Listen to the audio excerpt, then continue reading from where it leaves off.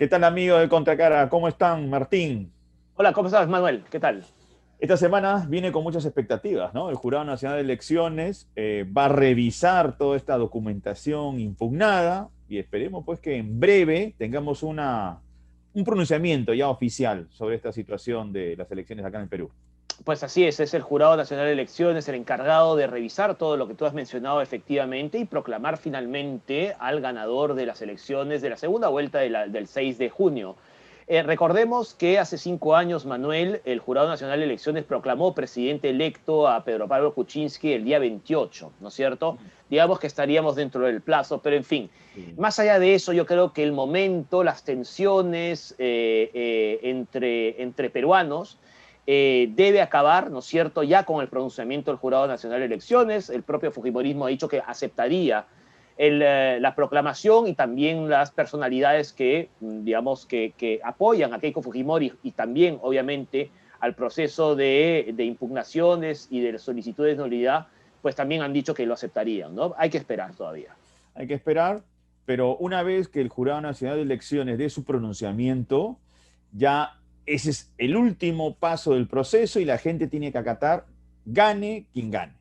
No podemos seguir viviendo en este tipo de tensión que lo único que hace es producir escenarios de mucho conflicto, ¿no? Y además le da espacio a personajes tanto conocidos como anónimos, ¿m? Que están alentando, invocando situaciones muy peligrosas para el país. Así es, Manuel. Es como si no recordáramos aquellas situaciones peligrosas que nosotros ya hemos tenido como país, ¿no es cierto? Y hemos pasado por momentos muy complicados en ese sentido. Y yo creo que es bastante lamentable, ¿no es cierto? Debemos seguir con el cauce democrático, que además es una democracia que nos ha costado recuperar y es una democracia, Manuel, que nos ha costado mantener también.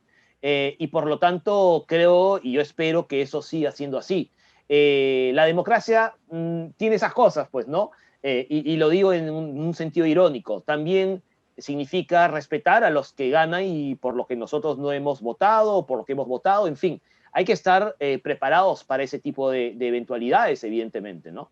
Sí, ahora tú me has hecho acordar exactamente, nosotros recobramos la democracia en el año 80 con el segundo gobierno de Fernando Belaúnde Terry, y en ese mismo momento que él, bueno, en las elecciones del 80 es el primer atentado de Sendero Luminoso. Efectivamente, Entonces, a partir efectivamente. de allí, del segundo gobierno de Belaúnde, el gobierno de García, los primeros años de Fujimori, tuvimos que vivir la oleada, ¿no?, de sangre que propició el terrorismo.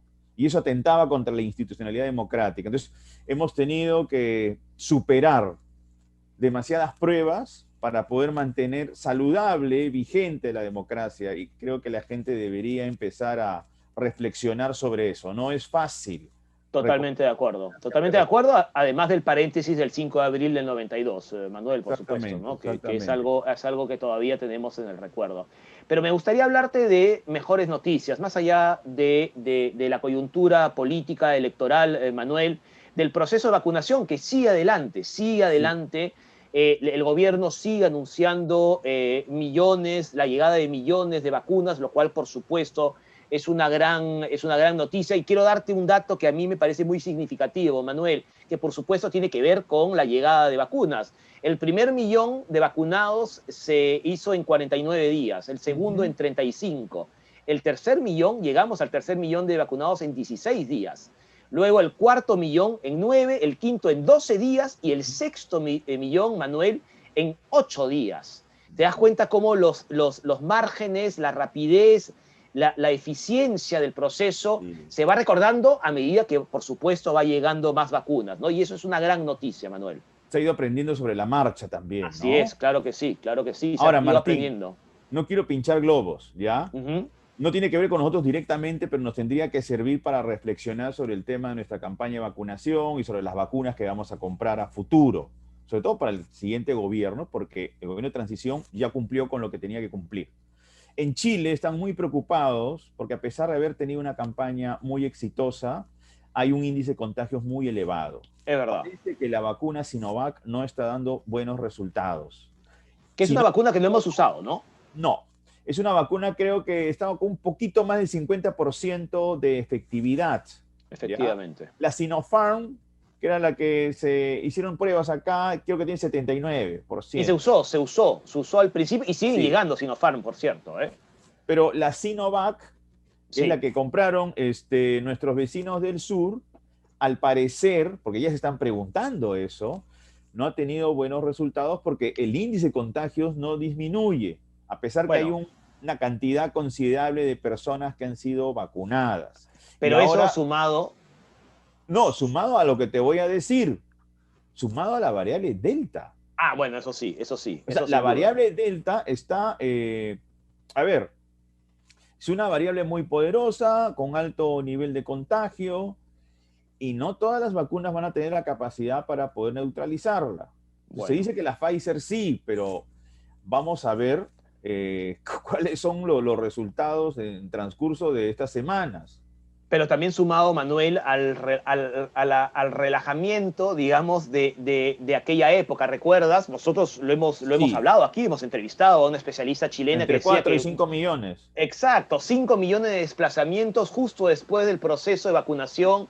Creo que la confianza fue excesiva, ¿no es cierto? Y seguramente también se fueron perdiendo ciertos cuidados y atenciones a los contagios, ¿no? Eso es lo que hay que procurar no hacer en nuestro país. Aprendamos del ejemplo chileno para bien en cuanto a la rapidez del proceso de vacunación, pero también para mal en el sentido que cuando tengamos esa cantidad de vacunados, tampoco podemos abrir todo como si la pandemia no Sí, existiera, en ¿no? Israel, por ejemplo, que ya no se utilizan las mascarillas ni Así siquiera es, en lugares cerrados, porque todos están inmunizados y aparentemente así todo es. es felicidad y normalidad en Israel, ya han empezado a darse las primeras señales de preocupación Sí, por la variante Delta. así es, así es. Así Pero en fin, que hay que tener hay que tener mucho cuidado. mucha Así es, atención. así es, Manuel. Manuel, hoy teníamos un programa especial en el sentido que vamos a tener una sola entrevista, pero decidimos tenerla así porque nuestro invitado creo que puede profundizar y reflexionar con nosotros acerca de lo que estamos viviendo, de lo que hemos vivido y lo que se nos viene, ¿no es cierto? Creo que es muy importante hablar con él respecto a esto. Así es. Tenemos como invitado a Jorge Nieto Montesinos, Así es, que ha sido ministro además de Pedro Pablo Kuczynski. de Y es defensa. un, sí, y es una persona que tiene una capacidad analítica bastante solvente para poder leer la realidad política. Así Creo que va a es. ser una entrevista bastante productiva en ese sentido, sobre todo ahora que existen varias situaciones por revisar, ¿no? Así es. En cuanto a un análisis, a ver, predictivo. Así es. Además, que hay que decirlo, también es fundador del Partido del Buen Gobierno, que es un partido que ha nacido y que está en crecimiento. Ojalá pues logre su inscripción más adelante. Siempre es saludable este tipo de iniciativas. Así que, Manuel, te propongo que vayamos ya con la entrevista Sí, con Jorge Nieto. vamos con la entrevista, Martín. Vamos. Bien, amigos de Contracara, ahora tenemos el gusto de recibir a Jorge Nieto Montesinos, ex ministro de Defensa y además fundador y presidente del Partido del Buen Gobierno. Señor Nieto, bienvenido a UPC TV. Muchas gracias por la invitación, un placer. Muchas gracias a usted por aceptar esta invitación. Señor Nieto, me gustaría empezar, o nos gustaría empezar esta entrevista de la siguiente manera. Hace unos días usted en Radio Nacional señaló que el próximo gobierno tendrá la tarea de cohesionar al país. Según los últimos datos y aparentemente lo que va a ocurrir, en el caso de que el señor Pedro Castillo sea proclamado presidente electo por parte del Jurado Nacional de Elecciones, ¿usted cree que este proceso de cohesionar al país significa también que el señor Castillo se aleje de la opción más radical de Perú Libre, que significa su cercanía con Vladimir Cerrón? ¿Usted lo ve viable, lo ve posible? No sé si alejarse, Uh-huh. pero en todo caso tienen que entender todos, y cuando le digo todos es todos, Uh-huh. que si bien en la primera vuelta el país eligió a dos actores de la polarización, de los extremos políticos del país, después de la segunda vuelta y teniendo el país partido prácticamente en dos, La primera tarea que tiene quien quiera que gane la elección, quien quiera que el Jurado Nacional de Elecciones nos informe que ha ganado la elección, va a ser cohesionar al país. Un país no puede estar dividido, salvo que lo que estemos anticipando sean otros 5 años de polarización y de confrontación como los que acabamos de tener, que es, digamos, el diagnóstico previsible, pero justamente es el diagnóstico que hay que conjurar, y para hacerlo no hay más manera que escuchar las demandas legítimas que el otro tiene e incorporarlas en mi propio discurso y en mi propia formulación de políticas públicas. Pero, a ver, leyendo un poco las señales políticas que venimos teniendo, si Pedro Castillo es ungido como presidente electo, el comportamiento que él tiene, por ejemplo, la inclusión de elementos moderados en su equipo técnico, ¿no? Por ejemplo, el señor Pedro Franque, listo, el señor Dancourt, que son voces más bien sensatas, voces razonables. ¿Cómo pueden coexistir ellos con voces, en todo caso, mucho más, o voces atrabiliarias, voces desenfadadas, voces impulsivas? Si forman parte del partido, además, ¿no? Mire, yo el ejemplo que he usado en algunas intervenciones es el de Sudáfrica. Nelson Mandela estuvo 27 años preso. Al salir de la prisión, le tendió la mano a su carcelero y se planteó la tarea más difícil, no la más fácil. La más fácil era construir una democracia para la población negra de Sudáfrica, que era además ampliamente mayoritaria en ese país. Pero Mandela se propuso la tarea más difícil, que era construir una democracia multirracial, que incluyera también al estamento blanco, que lo había tenido a él 27 años preso. No es cualquier situación, no es cualquier circunstancia, tiene todos los elementos para que él pudiera haber salido de la cárcel con mucho rencor, con mucha bronca. Pero ¿qué hizo? Se superó a sí mismo y condujo al Consejo Nacional Africano, a amplia mayoría del Consejo Nacional Africano, que había estado enfrentado con esa minoría blanca, militarmente, lo condujo para construir una democracia multirracial. Yo he usado el ejemplo porque es uno de los ejemplos históricos que más cerca tengo de la circunstancia que estamos viviendo. Pero también es un ejemplo a partir de un personaje de gran estatura política y moral. Claro, que solo lo conocemos cuando la tarea está planteada y vemos si los hombres o mujeres son capaces de superarse a sí mismos. Mire, pero fíjese, hay personas, con una experiencia previa, ¿no? En prisión, con más de 30 años, que además lo moldeó a él en términos internos, hasta espirituales, se podría decir. Nosotros no sabemos si estos actores políticos pueden dar esa talla. Bueno, por eso he puesto el ejemplo, porque soy ambicioso y porque soy optimista, pero de eso se trata. O sea, al mismo tiempo estoy remarcando la magnitud de la tarea. Mire, hay gente que parece muy competente, muy capaz, pero está en el momento, en la circunstancia, en el cargo, y resulta que era un fiasco. Lo hemos visto muy recientemente con varios personajes políticos que tenían una gran fama de habilidad política y a la hora de la hora, pues no pudieron sortear ni la primera prueba. Y a la inversa, hay personajes a los cuales por los cuales uno no da un centavo, pero colocados en la circunstancia, colocados en la responsabilidad, se superan a sí mismos y son capaces de entender la magnitud de la tarea y subordinarse a ella. Por tanto, yo creo que hay que colocar este tema de la situación peruana en esa dimensión, que es su verdadera dimensión. Porque, concluyo para no monopolizar la palabra, porque parte de los problemas que tenemos entre manos, y nos lo muestran esta elección, pero nos lo muestra la elección de Ollanta Humala y nos lo muestra la elección de Alberto Fujimori. Si usted mira los mapas electorales de esas 3 elecciones, usted va a ver que la sociología electoral se parece muchísimo. ¿Qué nos está diciendo? Que hay ciertas constantes, ya no solamente de 4 décadas, hay ciertas constantes históricas que están detrás de ciertas actitudes y de ciertas votaciones. Desigualdad, discriminación, exclusión, que son temas de fondo que tenemos que resolver. Y tenemos que estar a la altura de esa tarea. Sí, señor Nieto, yo quería recoger su ejemplo de Nelson Mandela, porque además era una pregunta que tenía más adelante, pero usted lo ha planteado y aprovecho la ocasión. A mí el tema, y con Manuel, que somos unos apasionados de la historia, y también de la historia no solamente política, sino también deportiva. Y se lo digo porque, claro, Mandela utilizó además a su favor el Mundial de Rugby del año 95 para cohesionar a un país entre blancos y negros, ¿no es cierto? Con los Springboks, y que además fueron campeones del mundo. Eso fue como la historia perfecta, ¿no es cierto?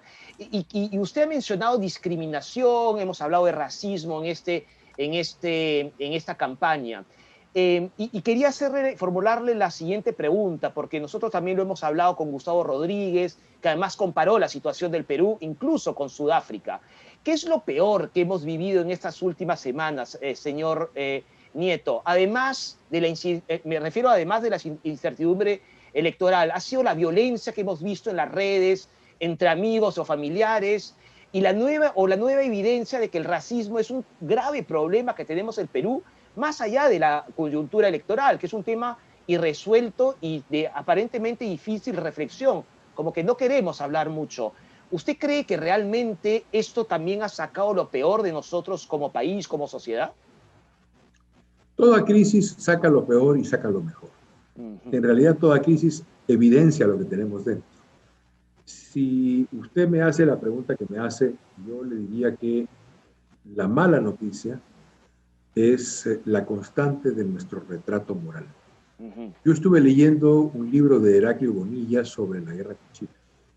Y en ese libro, además de contarnos los acontecimientos, un libro escrito para el sesquicentenario de la independencia, de la batalla de Ayacucho, además de contarnos los acontecimientos de ese proceso, él hace un retrato moral del país. Y entonces uno ve en ese libro, pues, ciertas distancias, ciertos rencores, ciertos desprecios, ciertas actitudes, ciertos argumentos incluso. Ciertos argumentos, es increíble. Y cuando uno mira ese libro y mira la situación actual en el Perú, creo que además casi desde la pandemia, porque esto es una historia un poco más vasta, uno ve pues que el retrato moral ha cambiado muy poco. Hay modificaciones, sin ninguna duda, pero la estructura de sentimientos sigue siendo bien parecida, bien parecida. Entonces yo creo que ahí hay históricos que se van repitiendo, ¿no? Por ejemplo, sí. le voy a puntualizar algo. Tiene que ver con la población andina. Esta postergación que hay desde hace muchísimos años. Desde que se fundó la República, la clase dirigente de este país fue incapaz de incorporar a la comunidad andina, a la población andina, a un proyecto país. Fue totalmente lo opuesto. Fueron marginados, fueron olvidados, y por lo tanto ahí se tiene un pendiente histórico muy importante. Por eso no es gratuito, no es casual que Pedro Castillo haya tenido un apoyo y en esta segunda vuelta haya sido posiblemente el que se imponga. Bueno, Pedro Castillo, pero Ollanta Humala y Alberto Fujimori. También. ¿Qué le quiero decir? Un peruano como tú, recuerde ese eslogan, un peruano como tú. Ahí se refleja justamente este elemento de identificación de un sector poblacional que no se sentía atendido por la clase dirigente de este país. Pero voy a un punto adicional. La sociología electoral es más o menos la misma. La distribución geográfica del voto en mapas coincide mucho, casi es calcada.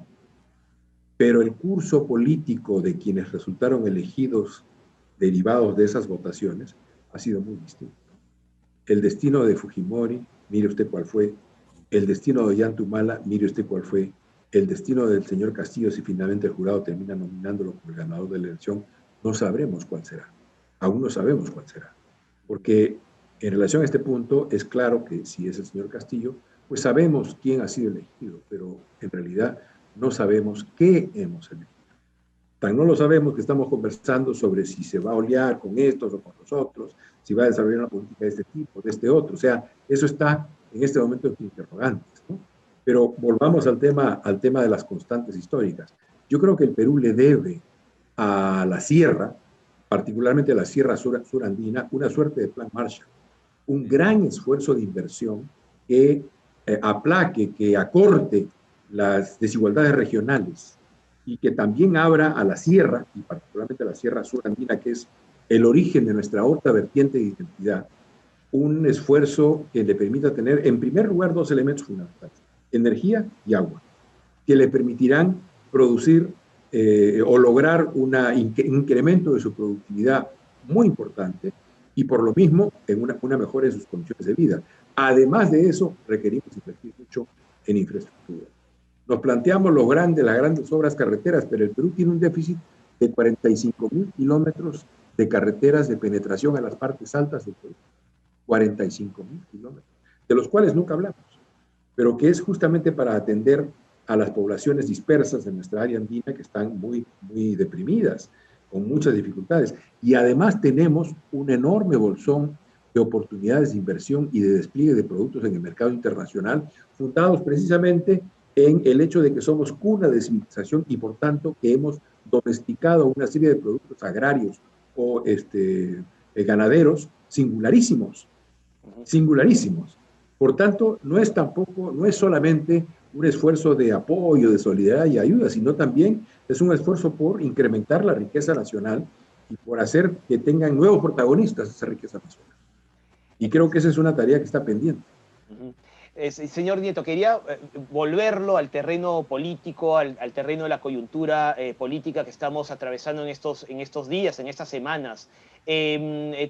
Casi todos han señalado desde Fuerza Popular, no solamente los miembros de Fuerza Popular o los colaboradores de Keiko Fujimori, sino también ciertas personalidades que la apoyan y apoyan este proceso de reclamo, de nulidad de ciertas actas, que iban a aceptar el pronunciamiento del Jurado Nacional de Elecciones. ¿Usted cree realmente que cuando eso ocurra, todas las partes van a aceptar a la persona que sea proclamada presidente, o el tufillo de fraude ha sido ya instalado incluso después del pronunciamiento del Jurado Nacional de Elecciones? Mire, yo creo que lamentablemente ya la idea de que había un fraude está instalada en la cabeza de un sector importante de la población. Y eso ha sido una gran irresponsabilidad, gran irresponsabilidad. Cuando uno plantea y denuncia un fraude en la vida pública de cualquier país, tiene que colocar inmediatamente las pruebas. Porque uno tiene que hacerse cargo de sus palabras, tiene que ser muy responsable de lo que se ha dicho. Mire usted los 5 años pasados. ¿Cuál es el origen de los 5 años pasados? La convicción en el grupo dirigente de Fuerza Popular de que habían sido estafados en la elección, que se les había cometido un fraude, que ellos eran los verdaderos ganadores y que, por tanto, como dijo la señora Fujimori en su momento, ella iba a gobernar desde el Congreso. Ella lo dijo, además, claro. Ya en la sola formulación hay una manera totalmente equivocada de plantearse el asunto. El Congreso no es, la elección de la mayoría en el Congreso no era para gobernar, era para hacer el trabajo del Congreso, colaborando, fiscalizando, desarrollando un vínculo determinado con el Ejecutivo. ¿Qué pasó después de eso? 5 años de confrontación. 4 presidentes en 5 años, 3 presidentes en una semana, 2 congresos, destitución de autoridades judiciales o de los organismos electorales o de otros organismos que existían antes en el país. 5 años perdidos. Superamos a la Argentina del 2001, ¿no? Del 2001-2002, donde hubo un presidente como Rodríguez Sá que duró una semana, ¿no? Sí, claro. Duhalde tampoco duró nada, en fin. Bueno, es parte también de la precariedad institucional que tiene este país. Pero en un momento de circunstancias como la que usted menciona, en un momento en que las instituciones están débiles, funcionan, no funcionan bien, etcétera, ¿qué cosa es lo que se pone de relieve? La acción de los líderes. Se abre un espacio mucho mayor para que la acción de los líderes moldee una realidad que no cuenta con instituciones. Y por eso he señalado al comienzo de la conversación el ejemplo de Mandela. Porque se pone de relieve mucho más grandemente la importancia de liderazgos que con visión y con energía, con carácter, puedan orientar y puedan estar dispuestos incluso a decir, oye, voy a dar 2 pasos para ponerme de acuerdo contigo, para avanzar juntos. A ver, me voy a poner en un plan un poco más escéptico, porque de hecho soy mucho más escéptico en función a lo que usted está mencionando. Y lo quiero conectar con lo siguiente. Usted cita a Mandela yo le vuelvo a responder, creo que Mandela es un gran ejemplo, pero de gran estatura, y me parece que nuestros actores políticos no van a llegar a eso. Y le menciono el siguiente ejemplo. La última elección, la primera parte, hemos tenido una serie de candidatos, numerosos, y la verdad es que muy pocos de esos candidatos realmente podían tener cualidades pertinentes para poder ser presidente y calidades. Es decir, si vamos viendo cada 5 años en este país, quienes se presentan tienen menos condiciones para poder asumir una responsabilidad tan importante. Tuvimos de candidato a un exarquero, ¿me dejo entender? Sin despreciar la actividad de un deportista, por cierto, pero sí poniendo en tela de juicio su experiencia política. Porque si vamos a empezar a abrir la cancha y que cualquiera pretenda ser candidato, pues en Alemania el líder político debería ser Harold Schumacher, ¿no? Y en Italia pues debería ser Gianluigi Buffon. Y creo que el asunto no va por allí. Ya, pero mire, ese tema que usted plantea es interesante, porque el argumento, digamos, tiene que ver con dos cosas fundamentales. La primera es el hecho de que tenemos como sociedad un déficit de formación de liderazgo. Eso es seguro. Y ahí hay dos elementos sobre los cuales hay que hablar. Uno, que tiene que ver con el funcionamiento de los partidos políticos. Los partidos políticos son el espacio en el cual se regulan las ambiciones. Hay una frase de Churchill muy citada, y yo prefiero otra menos citada. La democracia es el sistema en que demonios vigilan a demonios. ¿Qué le estoy diciendo? El partido político es el lugar donde esos demonios se controlan, aprenden a conversar, se pelean, aprenden a perder, aprenden a ganar, a recomponer. Eso no tenemos en el Perú. Los partidos están en crisis, como lo sabemos con mucha claridad, y en ese terreno casi que el Perú vive de sus rentas, de lo que creó en tiempos pasados y que ahí sobrevive cuando sobrevive. En general, pues muchos no sobreviven o ya son liderazgos que caminan pero que no existen. Ese es un tema. El otro tema tiene que ver con un asunto que los implica directamente a ustedes. ¿Dónde se genera el semillero para la formación de nuevos líderes de los países? En las universidades. Históricamente en las universidades, claro. Y no solamente en las universidades, en la actividad política en las universidades, en la política universitaria. Y la ley que valoramos porque creó la SUNEDU y trató de elevar la calidad del sistema educativo peruano en el nivel universitario, esa misma ley es la ley que prácticamente proscribe de la universidad la política. Es decir, tenemos ahí un grave déficit que tenemos, y no discutimos el tema, tenemos que corregir. Los chicos a los 18, a los 20, a los 22, a los 24, haciendo política en las universidades, construyen su vocación de liderazgo. Algunos llegan finalmente a la política nacional, otros en el camino se dan cuenta de que van a canalizar esos talentos y capacidades en otras actividades, pero algunos tienen la vocación política y el gusanito de la política y finalmente se convierten en líderes nacionales. Tenemos que corregir ambas cosas. Señor porque Nieto, si no vamos a estar como usted dice. Señor Nieto, yo creo que es bien interesante eso y lo quiero vincular con lo siguiente. Los jóvenes seguramente, al no tener mucha actividad política en las universidades, también buscan algunos grupos humanos, ¿no es cierto?, colectividades en las que puedan hacer política, ¿no es cierto?, pero cuando buscan el panorama político no encuentran seguramente ningún partido político, ninguna organización política que los represente. Entre otras cosas porque uno de los resultados de esas elecciones es que el centro democrático en el Perú, en nuestro país, ha desaparecido, ¿no es cierto? Y el centro democrático pues es un espacio de diálogo. ¿Eso es lo que usted pretende con el Partido del Buen Gobierno? A lo que me refiero es, ¿hay una posibilidad de ocupar un espacio ahí que aparentemente no está ocupado o que estaba ocupado pero ya no lo está por ningún tipo de organización política? Bueno, nosotros estamos en ese esfuerzo. El día de ayer yo he tenido varias reuniones con jóvenes universitarios sucesivas reuniones en el local del partido. En total deben haber sido unos 100 muchachos.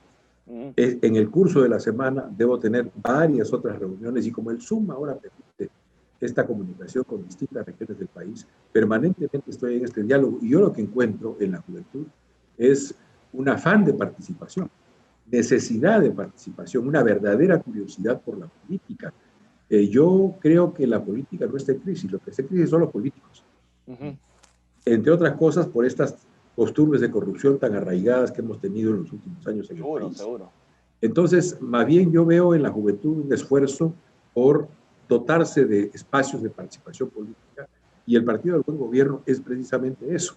Está tratando de construir un espacio, no es fácil, porque uno tiene que bregar contracorriente, pero estamos tratando de construir un espacio en el cual los jóvenes encuentren ese sitio de discusión, de debate, de lucha política interna para poder ser elegido como candidato a alcalde al sitio, o candidato a concejal. Eso es parte de la vida política. Pero, digamos, esto es a mediano o largo plazo, digamos, por todo este proceso difícil, ¿no? De la constitución de un partido político con las nuevas reglas. Me imagino que el principal objetivo es 2026, o lo ve algo más próximo, por ejemplo, en elecciones o regionales o locales.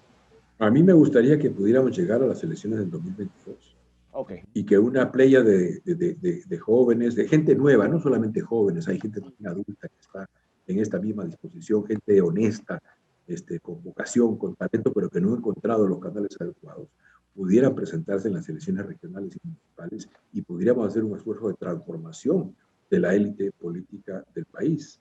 Porque, entre otras cosas, en el esfuerzo que estamos haciendo con Opción de Partido, aquí nadie va a comprar su sitio en la lista, o la alcaldía, o en la concejalía. Se la van a ganar en la votación de su base. Y quien tenga más habilidad, más talento para cohesionar una mayoría, pues será el candidato y será quien logre la representación. Porque esa es la manera de hacer las cosas. Entonces, estamos en ese esfuerzo, como le digo, no es fácil, pero creo que es un esfuerzo que hay que hacer. Y me quedé con la segunda parte del comentario a la pregunta que se me hizo antes, esta de la formación de los líderes, el tipo de líderes que tenemos.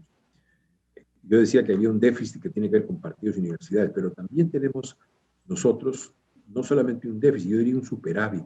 Miren, este país ha tenido miles de dirigentes populares, campesinos, o de los barrios, o de los sindicatos, que no pisaron la escuela primaria, que no tenían conocimiento del castellano, o que lo hablaban muy mal, y sin embargo fueron los autores de la prosperidad de sus comunidades y abrieron avenidas para el desarrollo de sus pueblos.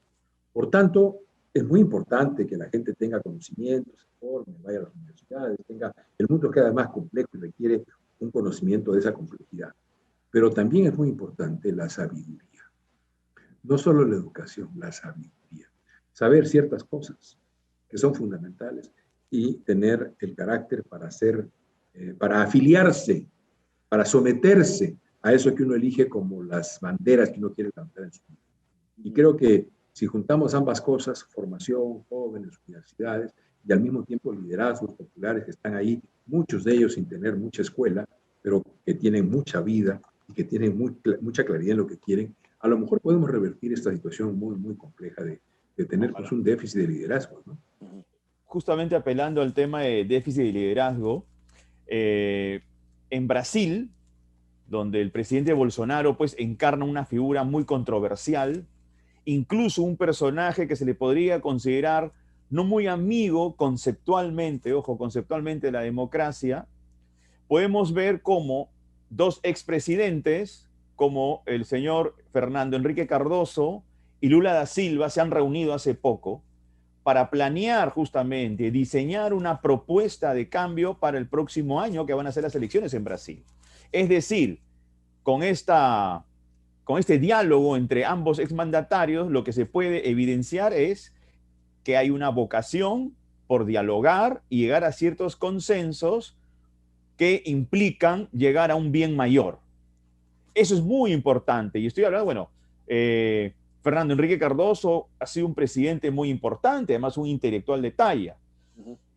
Eso creo que me parece que debería ser visto por nuestros líderes, para que se sienten en la mesa y comprendan que hay otras cosas en juego más allá de sus intereses políticos. Por ejemplo, en este mismo momento tenemos el tema de la pandemia y quien asuma el 28 de julio pues va a tener un desafío inédito en la historia de este país. Pero fíjese qué interesante la figura que usted nos cuenta de Brasil. El sociólogo más sofisticado del continente, ¿Con el sindicalista? con el líder sindicalista Así sin es, mayor formación así es. académica y que sin embargo probablemente fue mejor presidente que el sociólogo más sofisticado, que también fue un gran presidente, o sea que era mucho reto, ¿no? Y entonces se abren a una conversación y a una discusión. Nosotros tenemos ahí una dificultad como país. El consenso, la conversación, el diálogo no se nos da. Cuando se produjo un diálogo graficado en una célebre foto en donde está Aya de la Torre y Ramiro Prialé sentado con Pedro Beltrán y no recuerdo quién más, en un restaurante del INSE, se tuvo que inventar la frase dialogar no es pactar, porque el diálogo era visto como sospecha, con sospecha. Cuando uno dialoga, ahí hay algo que está pasando, que no está bien, seguramente no está bien. El consenso y el diálogo no se nos da. Miren, estamos en el Bicentenario. Cuando llega la expedición libertadora del norte al Perú, la que encabeza Bolívar, viene aquí por dos razones. Una militar. El centro del poder colonial está aquí, en Lima, y tiene que ser destruido para garantizar la independencia de los demás países de América. Pero la otra es política. Las fuerzas patriotas se han dividido en dos. Y hay un presidente peruano en Trujillo, Ribagüero, y hay un presidente peruano en Lima, Torre Tagle. ¿Qué quiero decir? Que la división está casi que en los genes de la República. Es un asunto de ADN. Y Bueno, durante el siglo XIX, durante la guerra con Chile estuvimos divididos. También, claro. bueno, y dicen, no lo he corroborado, pero dicen que había el grito, primero los chilenos que Piérola. Es decir, estamos hablando de una dificultad enorme. Siglo XIX y siglo XX, cada vez que hemos tenido un Congreso de un color y un Ejecutivo de otro color, hemos terminado matemáticamente en crisis constitucional. Y los últimos 5 años nos lo grafican con esplendidez. 4 crisis constitucionales a lo largo de 5 años. Y eso que el presidente y el partido mayoritario tenían conceptos políticos y económicos muy similares, ¿no es cierto? Se suponía, ¿no? Se suponía. Pero entonces, ¿qué estoy diciendo? Que la nuez del consenso, que la nuez del diálogo, que reclama una especie de Mandela andino, es una tarea histórica y por lo mismo de una complejidad y de una dificultad muy grande, porque estamos a contracorriente de tendencias históricas, cultura política e incluso diseños institucionales, que tienden más bien al conflicto que a la composición y a la negociación. Entonces, sí es sin duda una tarea compleja y claro, si uno la mira así, uno pues ve con cierto escepticismo que esto pueda ser resuelto, ¿no? Más bien, pero consulta puntual, perdón, Martín. Adelante tú con tu pregunta, yo... No, dale, porque quiero cambiar de tema, así que sí. Lo que yo quería era formular lo siguiente. Si ganara Pedro Castillo, las especulaciones sobre su política exterior también son importantes. Lo pregunto por lo siguiente. En este mismo momento, Nicaragua está viviendo una crisis sumamente grave, que en evidencia que el gobierno de Daniel Ortega es una autocracia, una dictadura, hay una serie de detenciones contra los opositores políticos más importantes, Cristiana Chamorro entre ellas, candidata de fuerza para ganar en estas próximas elecciones, que ha sido acusada además de lavado de activos. Los empresarios y todo, ¿no? Sí. Una locura. Entonces, ya tenemos el ejemplo del presidente argentino Alberto Fernández y del presidente mexicano AMLO, que han llamado a consulta a sus embajadores, pero que con anterioridad, sobre todo en el caso de Fernández, ha tenido declaraciones bastante favorables y fraternales con Daniel Ortega, que evidentemente es un dictador. Pero Castillo va a tener que tener muchísimo cuidado, ¿no?, a la hora de brindar su apoyo en la región.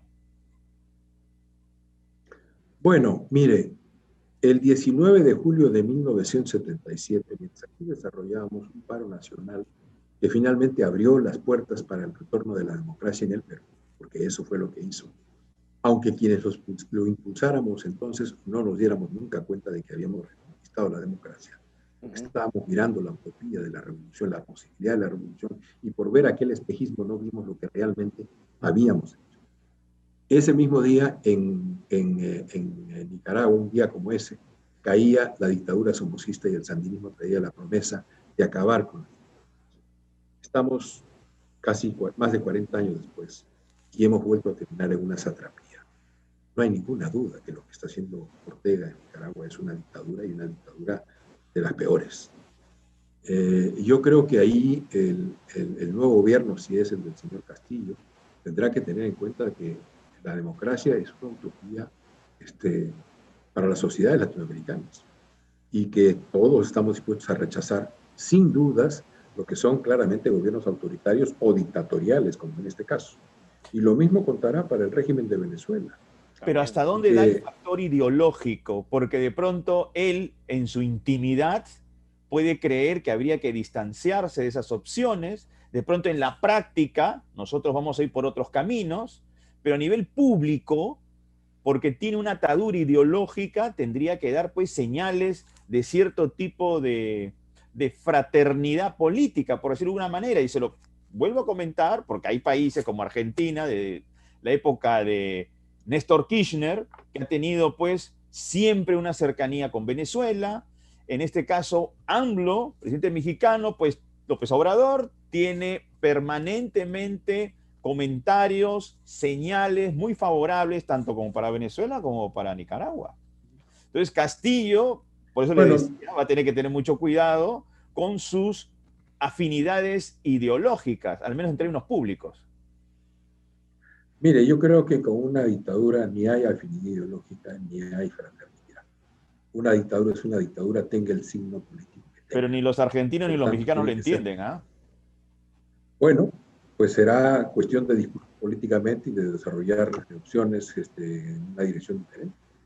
Pero me parece que no hay razón alguna para apoyar gobiernos autoritarios o dictatoriales. Ninguna.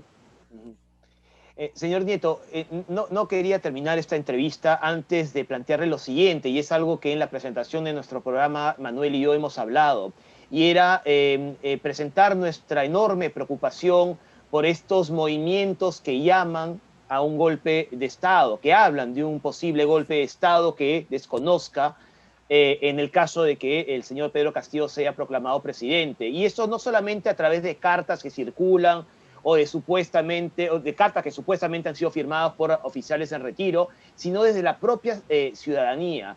Y yo me pregunto, ¿acaso no hemos aprendido los grandes problemas y lastres que hemos tenido como país en medio de una dictadura? ¿Qué es lo que está ocurriendo a nuestro alrededor para llegar a ese extremo? Bueno, lo dice un sociólogo, profesor de la Universidad Católica. Democracias o demócratas precarios. Nuestra democracia es epidérmica y en el momento en que las cosas se tensan, aparecen pues proclividades autoritarias. Porque son los mismos que dicen defender la democracia, además, ¿no? Sí, pero no se dan cuenta de lo que han dicho, de lo que están diciendo. Cuando llaman a desconocer la autoridad del Jurado Nacional de Elecciones en materia electoral, siendo que la Constitución establece que el Jurado Nacional de Elecciones en materia electoral es indubitablemente última e inapelable instancia, dice la Constitución. Cuando se hace eso con el argumento de que deben resolver de tal o cual manera las cosas, cuestión que solamente puede resolver el Jurado Nacional de Elecciones, están desarrollando políticas totalmente equivocadas, golpistas, anticonstitucionales. ¿Tienen toda la libertad de expresar su punto de vista? Yo creo que sí, tienen toda la libertad de expresar su punto de vista, pero también tienen la obligación de hacerse cargo de las cosas que se señalan. Y me parece a mí con claridad que son inconstitucionales. Esta opinión me ha valido a mí muchas críticas. Ustedes saben, yo vengo recientemente de ser ministro de Defensa. Sí, entonces, claro, pero yo quiero decirles con toda fraternidad, con toda franqueza, porque somos amigos, porque les tengo aprecio, que lo que es inconstitucional es inconstitucional. Claro. Y no hay vuelta que dar. y usted lo sabe, ¿no? Las Fuerzas Armadas además han mantenido su respeto a la Constitución en los últimos años, o sea, y no había ningún tipo de duda, ¿no? Pero este tipo de movimientos, pues, claramente, tal vez empiezan un movimiento del que luego nos podríamos arrepentir, ¿verdad? Felizmente nuestras Fuerzas Armadas, Sí. sus mandos han emitido comunicados incluso, señalando claramente su vocación constitucional y al mismo tiempo haciendo invitación a que los políticos civiles resuelvan sus conflictos por la vía de las instituciones y de la democracia, Y eso es que no importante. acudan no Sí. acudan a tocar la puerta de los cuarteles. Es uno de los grandes cambios Sí, es verdad. positivos en la historia política del país en el mundo. Bueno, Yo en eso estoy tranquilo y confiado. En América Latina parece que ya estamos curados del mal de los golpes de Estado. Pero le quería añadir lo siguiente. Si un presidente, sea Castillo, Keiko Fujimori, quien sea, comete un acto de transgresión constitucional porque quiere definitivamente llevar a cabo un golpe de Estado, quiere tener el control absoluto del aparato estatal, ¿qué tipo de respuestas democráticas existen para poder neutralizar esa transgresión? Bueno, el Congreso establece claramente cuáles son las vías para la vacancia del presidente, ¿no? Y al mismo tiempo la movilización ciudadana está siempre abierta porque es un derecho constitucional. ¿Y el rol de las Fuerzas Armadas en ese contexto? ¿Qué tipo de función tendrá? Estoy seguro que será respetuoso de la Constitución y de las decisiones que las instituciones O sea, se pondría del lado del Congreso. Se pondría del lado de la Constitución. Bien. Estoy seguro de eso. Se pondría del lado de la Constitución y de su rol dentro de esa Constitución, que lo saben perfectamente. Yo en eso estoy tranquilo, confiado, no me complica el hecho de que un conjunto de oficiales en situación de retiro expresen sus puntos de vista. Creo que están equivocados, pero también creo que tienen todo el derecho de expresarlo y que sean parte de la política, del debate político, de la lucha política, porque para efectos prácticos son pues como si fueran civiles. Tienen todos los derechos y todas las atribuciones de un ciudadano civil. Por tanto, es parte de la política, es parte de las opiniones que existen, las vemos decir por notados líderes de algunos partidos que piensan más o menos lo mismo, que hacen cálculos y entonces si no llegan al 28 de julio, se van hasta septiembre, ya asume el otro, cambia y por tanto son nuevas elecciones. Eso no está en la Constitución. Eso no está en la Constitución. Nuestro patriotismo es constitucional. Si algo nos une, es la Constitución. Y tenemos que cuidarla mucho y cambiarla en lo que haya que cambiarla a través de los mecanismos que se establecen para ese caso. Por ejemplo, claro, las leyes de desarrollo constitucional, un instrumento que está al alcance del Congreso y que no ha usado, no sé por qué, pero que perfectamente puede ser vehículo para producir cambios en legislaciones. Pues ojalá lo entiendan nuestros gobernantes, señor Nieto. Muchas gracias por la entrevista y si me permite, le deseo mucha suerte con este buen gobierno, sobre todo si atrae a jóvenes en la política y participen. Y además me quedo con su optimismo, ¿no? Manuel y yo hablamos pues de la coyuntura, por supuesto, que no invita a mucho optimismo, pero a usted lo veo optimista y por supuesto eso ayuda, por supuesto. Así que muchísimas gracias por su tiempo. Dicen que un pesimista es un optimista bien informado. Así es, así es, así es. Muchas gracias. Muchas gracias, señor Nieto, muy amable. Muy amable. Un abrazo. Hasta luego. Gracias. Bueno, Manuel, el señor Jorge Nieto creo que nos ha dado un panorama mucho más optimista del que nosotros, tú y yo, tenemos. Y lo digo porque nosotros hablamos constantemente de la actualidad, de la coyuntura, como en nuestra presentación, y a veces no invita al optimismo, pero si quieres un comentario muy personal, personas como el señor Nieto, pues como en que invita un poco al optimismo, como que nos presenta un país como el nuestro, como el Perú, por el que vale la pena pues esforzarse y sacar adelante muchas cosas, ¿no? Hay que levantarse un poquito, ¿no? Más allá de la coyuntura. Sí, yo saco, digamos, como algo positivo lo que él dijo casi al final, que el patriotismo se debe a la Constitución. Así es. Creo que ahí más bien está todo su discurso muy bien resumido para que se entienda que el sistema democrático no puede ser pasado por encima. Totalmente, es todo lo contrario. El sistema democrático tiene que prevalecer. Y tenemos que aceptar las reglas de juego. Nada más. y esos llamados pues a golpes de Estado, Irresponsables. a estas Irresponsables. alturas, tú imagínate empezar cumplir nuestro bicentenario de esa manera, sería lamentable porque como decíamos al principio del programa, Manuel, esto nos ha costado, ¿no? Bueno, les ha costado a nuestros padres, a nosotros mantenerlo, ¿no es cierto? Pero ya basta, ¿no? Ya basta. Ojalá que el jurado se pronuncie, que tome la decisión que tenga que tomar y que luego podamos construir entre todos un Perú pues mucho más fortalecido desde el punto de vista democrático, y el Congreso también tiene una gran responsabilidad, el futuro Congreso. Se aspira a que nuestros políticos tengan la madurez suficiente para entender que ellos tienen que regirse por las normatividades, por el sistema democrático, que es lo que al fin de cuentas nos protege. Yo quisiera hacerte un breve comentario también en relación a una entrevista que le hizo hace poco el periodista Carlos Pañi a Fernando Enrique Cardoso, que le preguntó acerca de Bolsonaro. Me dio la impresión que Pañi esperaba una respuesta en la que Cardoso de pronto iba a decirle que Bolsonaro había puesto a la democracia en peligro, ¿no? En Brasil, porque como sabemos ha tenido actitudes, comentarios bastante controversiales.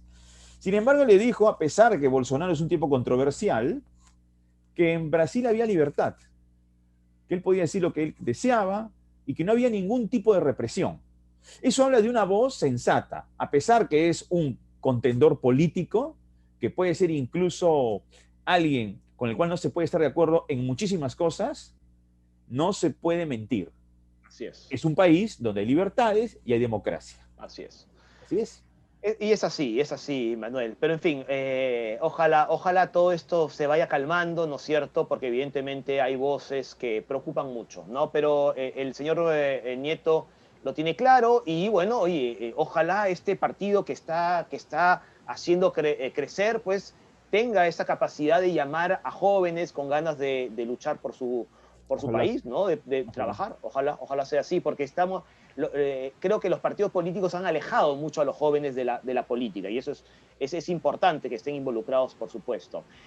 Manuel, antes de terminar, no sé si estás escuchando a un tal Morales, Manuel, un relato, una narración de hace 35 años. Ya me estaba asustando. No. Lo oyes, ¿no? Lo oyes. Víctor Hugo Morales, porque esta semana se han cumplido, el 22 de junio, el martes, se cumplieron 35 años del mejor gol de la historia de los mundiales, y creo que ahí no hay discusión. Un gol, a ver, no solamente extraordinario, ¿no? Sino irrepetible. Pero te quería decir algo en relación a ese gol. Es como un tema de premonitorio, o que ocurrió y que le ocurrió a Maradona. 5 años antes, año 81, Inglaterra, Argentina en Wembley. Una jugada muy parecida, que se realizó después en 1986, pero que no terminó en gol. Así es. Porque Maradona... En Wembley, ¿eh? Sí, lo que hizo fue mandarla al segundo palo, si no me equivoco. Y la pelota salió, ¿no?, fuera de la cancha. Así, besó el poste. Después, en el México 86, lo que hizo fue amagar al arquero y ahí ya después patear el balón para que ingrese. Así es.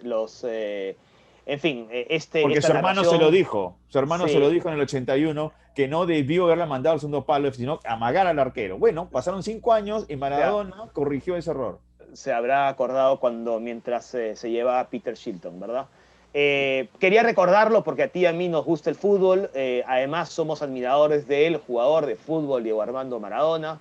Y es pues uno de los grandes momentos de la historia de los mundiales. Además, un mundial que yo recuerdo muy bien. El 86 y el 82 son los dos mundiales que más recuerdo. Probablemente mucho más que el de Rusia 2018, aunque te parezca mentira. Lo que pasa que tanto el 82 como el 86 son los años de nuestra infancia. Pues. Así es. Pegados, y los años de la infancia se recuerdan, ¿no?, y se mantienen de manera muy intacta en nuestras mentes. Así es. Yo recuerdo el partido así, como si fuera ayer, de Alemania-Francia, y la famosa definición de penales, ¿no? Angustiante, histórica, ¿no? Y la falta de Schumacher a Batistón, ¿verdad? Claro. Y eso que Schumacher, por más que haya sido un gran arquero, nunca se presentó para ser líder de Alemania. Es verdad. Pues nada, Manuel, creo que de esta manera acabamos bien este programa.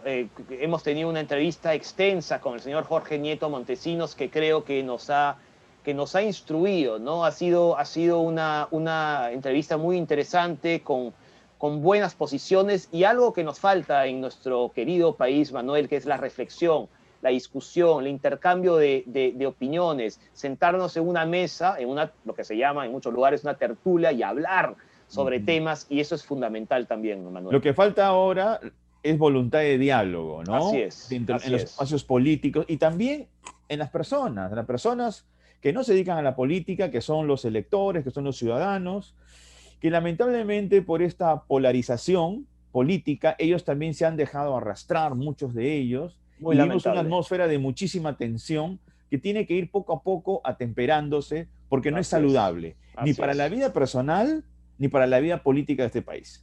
Así es, tienes toda la razón y lo suscribo, por supuesto. Así que, bueno, Manuel, esperemos que estos próximos días, hasta nuestra próxima edición, la próxima semana, pues sea unos días en el que la temperatura vaya calmando, nos vayamos atemperando un poquito, ¿no es cierto? Así es, Martín. Bueno. Un fuerte abrazo. Y igualmente. Que Perú siga con vida en la Copa América. Eso es, de todas maneras. Chao, Manuel, cuídate. Chao, chao.